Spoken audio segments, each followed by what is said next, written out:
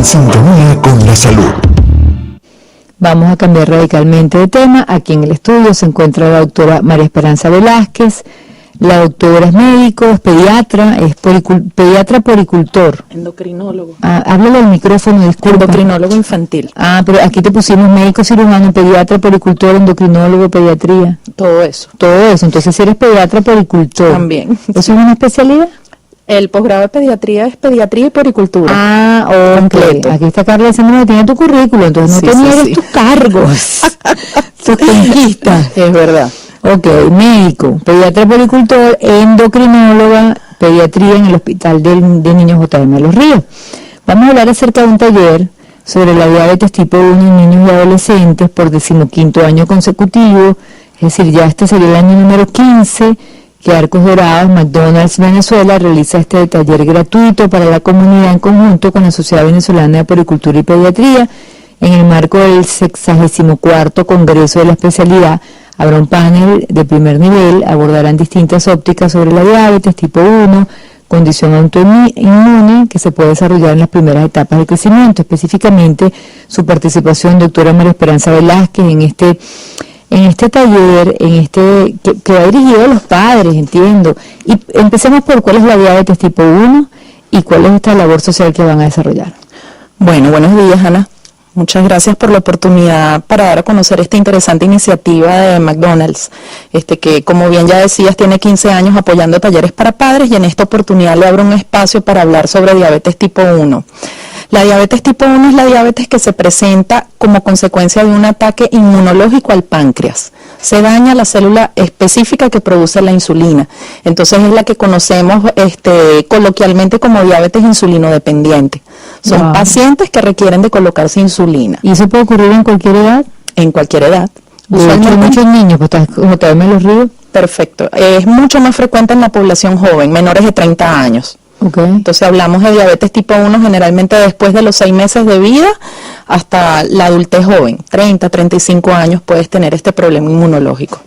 Y entonces, bueno, definitivamente los padres son un pilar fundamental para guiar esa situación, esa condición que no necesariamente debe traducirse en algo negativo, siempre y cuando pues se asuma, se acepte y se tengan además los insumos para la medicación. Es así. O sea, los padres son un pilar fundamental porque la vida de estos niños depende de la colocación de insulina. Siempre y cuando ellos reciban su insulina de manera adecuada, tengan un control metabólico adecuado, asistan a sus consultas, pues son niños que crecen normalmente, que pueden llevar a cabo sus actividades deportivas, ir a la universidad, casarse, tener hijos. Tenemos pacientes ya que debutaron pequeños que nos llevan a los nietos, como les decimos, cuando ya han alcanzado la adultez y pues han tenido vidas felices y sanas, siempre y cuando eso vaya de la mano de un adecuado control. Entonces, en este caso, el taller va dirigido a los padres, pues primero como una ayuda para que entiendan que es una condición con la cual puedes vivir, siempre y cuando la aceptes y la lleves de la manera adecuada, lleves a tu niño a sus controles, cumplas con las indicaciones médicas, y pues nada, son niños que pueden vivir perfectamente normal. Ahora, ¿cuáles son las principales preocupaciones de los padres cuando aparece la enfermedad? ¿Por qué es útil este taller que ustedes van a dar? Fíjate, en primer lugar, siempre cuando tú diagnosticas una diabetes tipo 1, es así como una sentencia de muerte. Yo siempre le digo a los papás, ustedes piensan que uno les está dando una sentencia de muerte por la connotación que tiene el asunto de que te tienes que colocar insulina varias veces al día. Y que es para toda la vida. Y que es para toda la vida. Eso es exactamente. Entonces, al ser un padecimiento crónico, pero que además implica inyecciones, ¿okay? Porque de repente a ti te dicen, bueno, te tienes que tomar de por vida esta pastilla y quizá no habría mayor problema, pero cuando ya el asunto lleva inyecciones de por medio, que tiene ya una connotación pues negativa, toda la vida hemos asustado a los niños con las inyecciones. Entonces, pues, sabes, tiene una connotación particular desde el punto de vista emocional el que tú tengas un niñito que a partir de ese momento tiene una condición crónica que debe cuidar, ¿no? Y debe cuidar también alimentación, supongo. Debe cuidar alimentación, ejercicio, estilo de vida, implica un cambio para la familia, ¿okay? Un cambio para un estilo de vida saludable. Con respecto a la participación de los padres, eso ustedes lo comunican en el JM, ¿dónde va a ser este taller? Y luego hablamos del tema crucial, ¿no?, que son los insumos. Exacto. Bueno, el taller es en el marco del 64º Congreso de Pediatría, que va a ser la semana que viene, del 21 al 24 de mayo, en el Centro Cultural BOD. El taller está contemplado para el día lunes 21 en la mañana. Y está abierto a todo aquel que se quiera acercar a escuchar sobre diabetes tipo 1. Es una iniciativa de Arcos Dorados junto con Guerreros Azules, que es una fundación de madres de niños con diabetes tipo 1. Que lleva Marta Palma Troconis.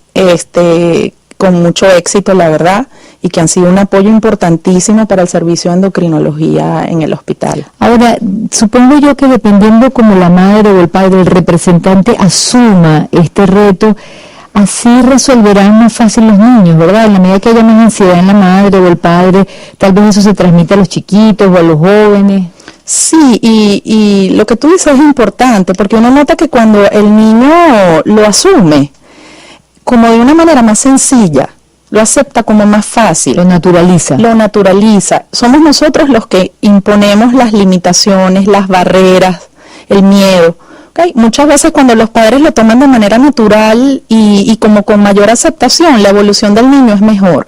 Cuando hay negación, cuando hay rabia, cuando hay molestia, pues se dificultan un poco más los caminos. Porque a mi hijo. Exactamente. Con respecto a esta parte que es tan importante, a esta activación de ustedes, médicos, los expertos, que se tocan el corazón y dan este tipo de talleres gratuitos, el sector privado que los moviliza y los invita, en fin, que se organiza, ustedes llegan hasta un punto, pero hay una necesidad real y justamente por eso se produce la enfermedad, porque se necesita insulina que ahora el cuerpo no produce. ¿Cómo están haciendo?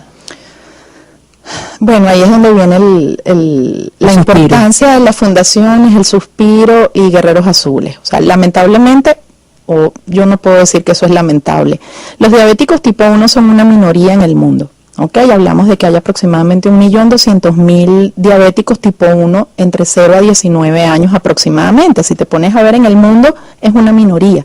¿Okay? No representa un costo importante desde el punto de vista sanitario, por ejemplo, para los laboratorios. Siempre las cosas están más desarrolladas para los diabéticos tipo 2, estos que están relacionados con obesidad, con sedentarismo, con otra cantidad de cosas que son como más del dominio de la gente, ¿no? Entonces, al ser una minoría, pues están en desventaja, porque es muy difícil cuando eres minoría alzar la voz y ser tomado en cuenta.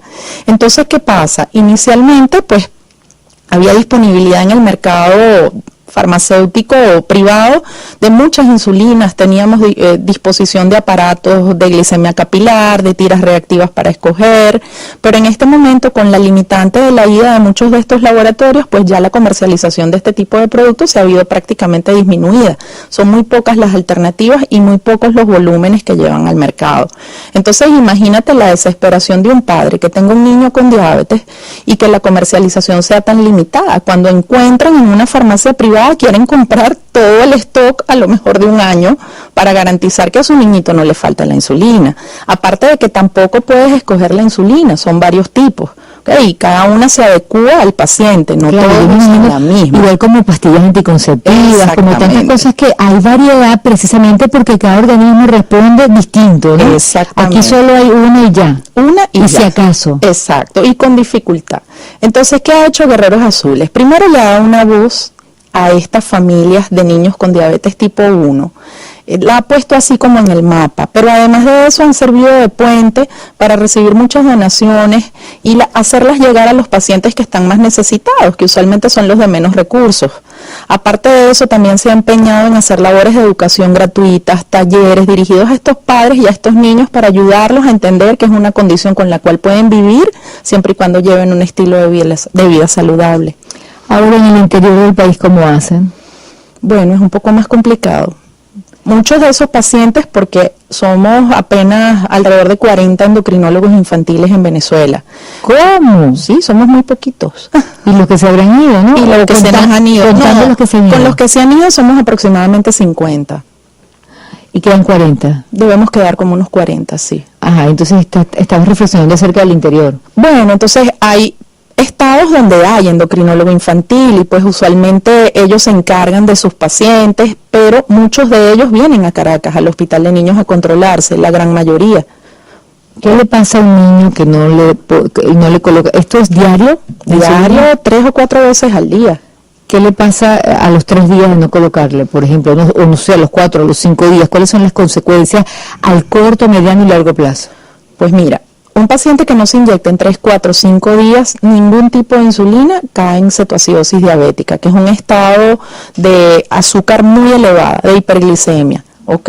Entonces es un estado de hambre dentro de la abundancia. Sube mucho el azúcar, pero la insulina es la encargada de que ese azúcar llegue a los tejidos a donde debe actuar, para que lata el corazón, para que funcione todo nuestro organismo. Esa es la gasolina de nuestro organismo. Si yo no tengo insulina, yo tengo mucho azúcar, pero no llega a donde tiene que llegar. Entonces eso descompensa al paciente. Esos niveles de azúcar elevados lo ponen a orinar en abundancia, a tomar mucha agua, pierden peso, comienzan a vomitar, se deshidratan, y hasta que tú no hidratas a ese paciente y le colocas insulina, pues desencadenas un coma diabético en el caso de que no lo hagas y pones en riesgo la vida de ese niño. Qué duro, qué difícil y qué incomprensible que el gobierno pues no entienda esto. En el caso, por ejemplo, tenemos pacientes que rinden las insulinas, entonces nosotros les hacemos indicaciones de 3 o 4 veces al día. Ajá. Entonces hay algunos que se inyectan 1 o 2 veces, entonces tienes el mismo problema, pero como más prorrateado, pudiéramos decir así, porque tengo al paciente mal controlado, que se le sube mucho el azúcar, pero que de repente se le controla un poquito con el poquito de insulina que se colocó, o por ejemplo el paciente que no tiene tiras reactivas y que se coloca la insulina sin saber cuánto tiene de glicemia. Entonces corres el riesgo contrario de que se le baje mucho, de que tenga una hipoglicemia. O sea, en el caso del que se pone a poco en lugar de las dosis indicadas por el médico, es como, digo yo, un carro que le pongas una gasolina que está mala, que está con basura y tal, va afectando y hay momentos en que hay repuestos que dañaste para siempre. Correcto. ¿Esto puede pasar también? Correcto. En este caso los repuestos son el riñón, el corazón, los ojos, los nervios periféricos, entonces vienen las amputaciones, vienen los problemas renales, se daña el riñón, el paciente hace insuficiencia renal, muchos terminan en diálisis, pacientes que se les daña la retina, quedan ciegos o con una agudeza visual bien disminuida, y en la adultez ya, si tienes un niñito, ponte, que debutó a los 8 años, a los 20 años de enfermedad tiene 28 años, puede ser que ya tenga problemas cardiovasculares, hipertensión y todo un arrastre de patologías ya más severo por la falta de control.